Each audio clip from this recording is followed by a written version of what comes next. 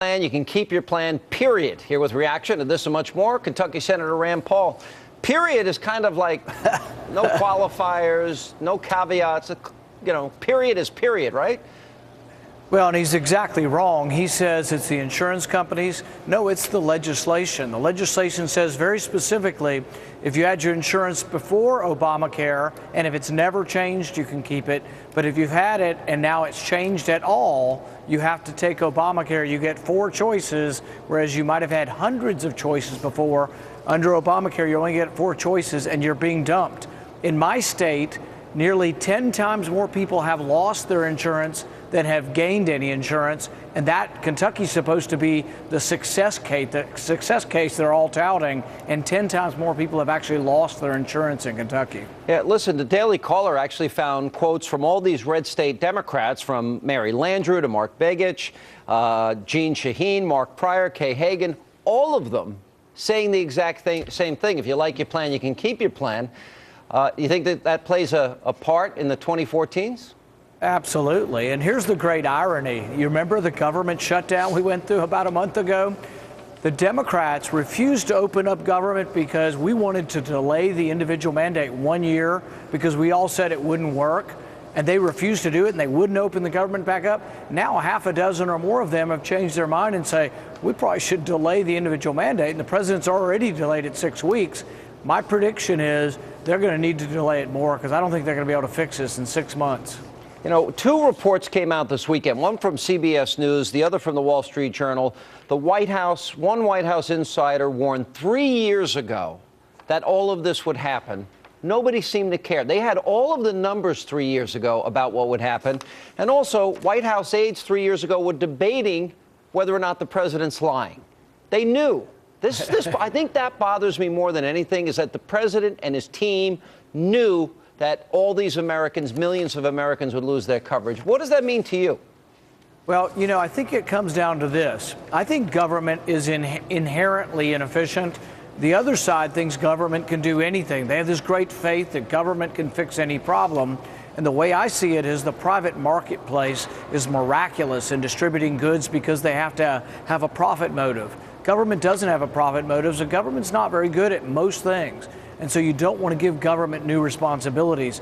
Another good way to look at this in simple terms is Medicare was already $35 trillion short.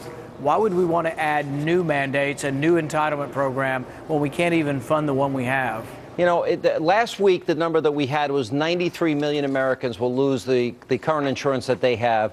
Daily Caller cited a story that shows that the estimate is about 129 million Americans are going to lose their insurance. That is a far cry from what the president promised. What if that? What? I was going to say, you know what that number probably equals? Everybody with individual insurance or small business insurance. Because if your plan ever changes, it's no longer eligible. And they usually change the plan just a little bit each year.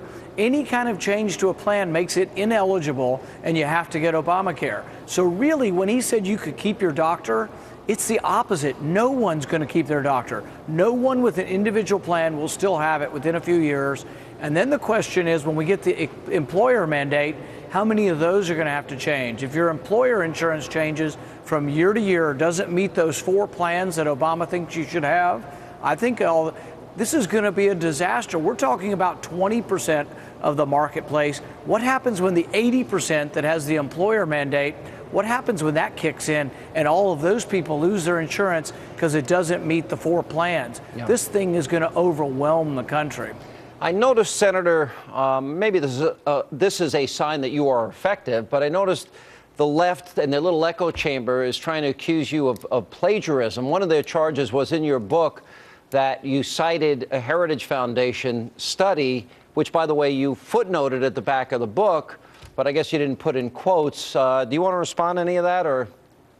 Well, there's been kind of a footnote frenzy going on. They've looked at all of my works, including all of my speeches, which 98% of them are extemporaneous, and I can't always quote everything perfect. I'm not perfect. I do make mistakes. In the book, in fact, we made a mistake. It should have been blocked off or indented to show that it was a quotation.